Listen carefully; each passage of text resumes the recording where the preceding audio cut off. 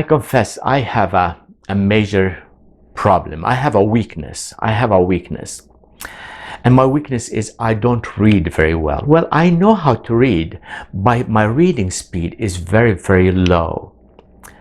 Compared to my wife, I'm a very poor reader. You see, unfortunately, when I was growing up in school, I really did not learn the good principles of reading, the good habits of reading. As a result, I do a lot of the bad habits. But also, by nature, I think I am a slow reader. Unfortunately, in my business world, through most of my career, I lived in a changing world, and I was expected to read a lot and learn a lot, learn it fast, and that was a major drawback, a major weakness in my life. Unfortunately, I tried to improve. I took 4 speed reading courses, my friends, and my reading speed has not improved a lot. So like you and I most likely say, well, what do we do about our weaknesses? How do we deal with them? Do we try to change, or do we find ways to compensate for them? The objective of this coming short video is to help you see how you compensate for the weaknesses you have or for the negative parts of your strength. Let's take time to listen together, okay? You know, as I have been doing these workshops for the past several years, people always come and say, well, I know my weaknesses and I want to overcome my weaknesses. As we shared earlier, when we start as young children, we stand in front of the mirror proudly showing off our muscles and our strength. Then we grow and we become more obsessed almost with our weaknesses. I like the way Gallup and the scientists around the strength movement, they don't talk about weaknesses. They talk about your lesser strength. Remember, I shared with you that when you did the Gallup Strength Finder survey, they gave you your top 5, but they say that you have all of the 34, but in different intensity and different levels of strength. So you have all of the 34 strengths, except some of them are lower. They are called them lesser strengths. Now let me give you an example. Now I'd like you to do something while you're sitting there. While you're watching this video, could you please pick up a pen or a pencil? Go ahead, please do it. Pick a pen or a pencil and write your first name. Just write your first name. You have the talent to write your first name. And you can write this on a love letter. You can write it on a check or any other way. And you can always do it. You have the strength to write your first name. And you can do it every time, almost perfectly. That's your strength. Now, could you please do something else? Switch hands.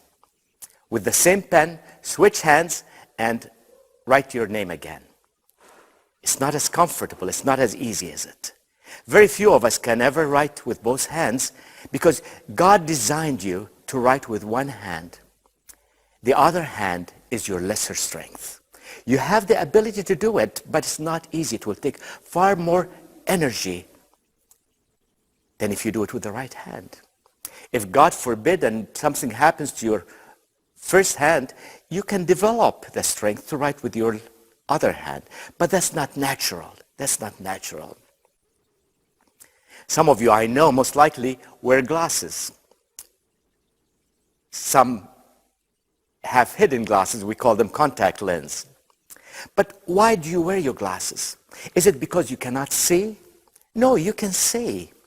But you can see better with glasses. See, for me, I need glasses when I drive, when I see things in the distance, especially at night.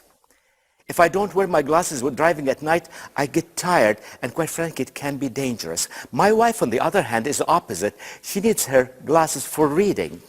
You see, we use our glasses as a support system. We call them a support system. In 2 Corinthians chapter 12, verse 9, Paul says that he struggled with a lesser strength. He struggled with a weakness. He struggled with a problem. And he said that he pleaded with God to take it away from him. But God said to him, no, because my strength is made perfect in your weakness. And allow me to paraphrase it. My strength is made perfect in your lesser strength. God will compensate for your lesser strength by providing you support systems, whether it be glasses or otherwise. And in the body of Christ, in the church, God provided other people. In Romans 12, Paul talks about the fact that we are knit together like a body because we can complement, we can compensate for each other's strength. But that requires that we get to know each other, that we get to know the strength of other people that God has already placed in our circle, whether it be at church, in the family, or at work. The problem we have, my friends, is that we talk about our weaknesses with each other. We don't talk about our strengths, so we get to know people with their weakness, not their strength. And our hope through this exercise and these workshops is that you get to talk with other people about their strength. Be willing to affirm them in their strength. You see, that requires that we admit our lesser strength, but at the same time find other people that God has placed in our life so we can collaborate with them, support them, affirm them, encourage them, and together we become the body of Christ. This is what the church is all about. As we talk about weakness or lesser strength, I'd like to draw your attention to another very important factor in defining your talent and defining your strength. I'd like to call it the shadow side of your strength. The shadow side of strength. I shared with you in the beginning of our workshops that for me, I was fortunate to play to my strength most of my careers, but it was also the shadow of my strength that caused me the greatest crisis of my life. A crisis that had a negative impact on me and on my family. You see, the shadow side of your strength is when your strength becomes so pronounced and so strong that it becomes a liability. You see, for me, one of my top strengths, I'm an achiever. I like to get things done. And the greater the challenge, the more driven I've become. And the shadow side of my achiever quality is I became a workaholic. I became a workaholic. In the process, I neglected my family, I neglected my health. You see, with the shadow side of your strength, the stronger you're driven by your strength, the stronger your strength, the darker your shadow. The stronger your strength, the darker your shadow. And the other thing about your shadow is that as you move towards the light of your strength, other people will see your shadow long before you do. So what is it that you need to do? Allow people in your life to set boundaries to protect you and protect others from the shadow of your strength. You see, the Bible tells us that God is faithful. In 1 Corinthians 10:13, he says, God is faithful. He will not allow you to be tempted beyond what you can bear. But along with the temptation, he will provide a way of escape that you may be able to endure it. You see, we're all tempted with the shadow of our strength. But God provides resources to protect you. In my case, God provided me with a wife who kept warning me that I'm damaging my health, that I'm neglecting my family, I'm having a negative impact on my children, but I was not listening. Then I remember a day in August 1999 when I sat in front of a doctor who told me, unless you change your work habits, don't bother coming back because you're almost beyond repair, my friend. And that was a boundary, and that what led me to change. What's your shadow? What's your shadow? Let me share with you another shadow, one of my wife's shadows.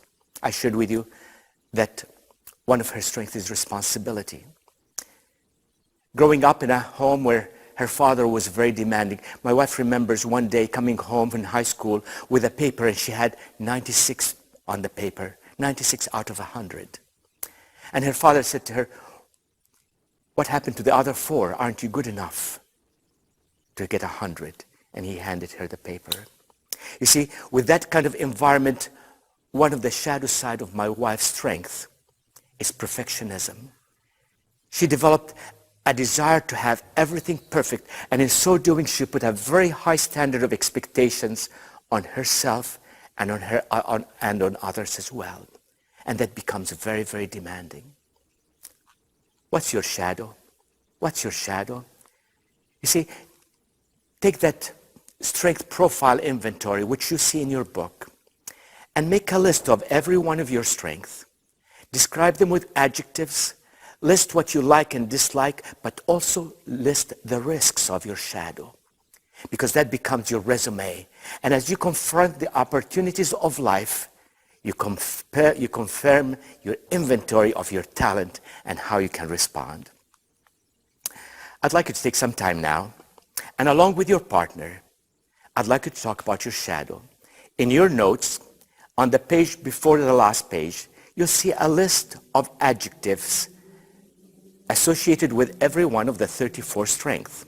You see, as you can describe your strength in adjectives, you can also describe your shadow in adjectives. These are just a sampling. You know your shadow.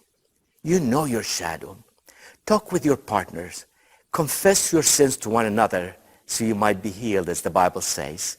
Admit your shadow, and also talk about the boundaries and the support system that God has provided to protect you from your shadow. With Jesus by your side. With Jesus by your side. You know, make a list. Make a list of your lesser strength or your weaknesses. And prayerfully with Him, also write the support systems that you feel He has provided for you. You know, He said, my strength is made perfect in weakness. He will provide the support systems. So would you prayerfully make a list of your weakness or your lesser strength, along with the support systems that you see that could help you compensate? Also, may I encourage you, go to your notes. There you will find a sheet where we have listed all the 34 strength themes. And with every one of these strength themes, we also listed some adjectives that describe the shadow. You see, just as you can describe your talents using adjectives, you can describe the shadow side of your strength using adjectives. These are adjectives that we put there are just examples to whet your appetite, but you know the shadow side of your strength.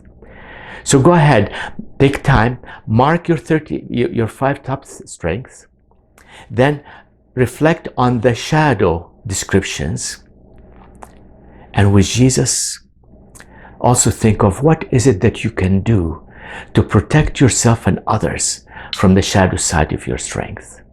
Do this exercise with Jesus. Now, my friend, may I ask you to take time also to reflect on the video you watched or the notes you have taken. What's the most important point you learned, and what is it that you'd like to do about it? Take time in prayer and write your prayer to Jesus, thanking Him for the people He has placed in your life. Ask Him to help you overcome and put hedges to protect you from the shadow. Tell Him the most important thing you learned and ask for His help. And through the coming week, if God brings someone in your life to your mind, if God reminds you of someone that may have been negatively impacted or hurt by the shadow side of your strength, would you take a moment and go and share with them what you've learned? Ask them for forgiveness. The Bible talks, confess your sins one to another that you may be healed. So talk with them, ask them to forgive you for the hurt that your shadow. My friends, I've done that with my wife, and she has done it with me. And ask them to partner with you in being the hedge to protect you from your shadow. I don't mind telling you, my wife is my greatest hedge. I still struggle. I'm still tempted with workaholism. My wife is still tempted with perfectionism. But we work together. God has placed her in my life and placed me in her life to be the hedge to protect us. And I believe if you share your concerns about the shadow side of your strength, It will have a phenomenal impact on your relationship with others. May God bless you as you venture into this wonderful world of living your strength.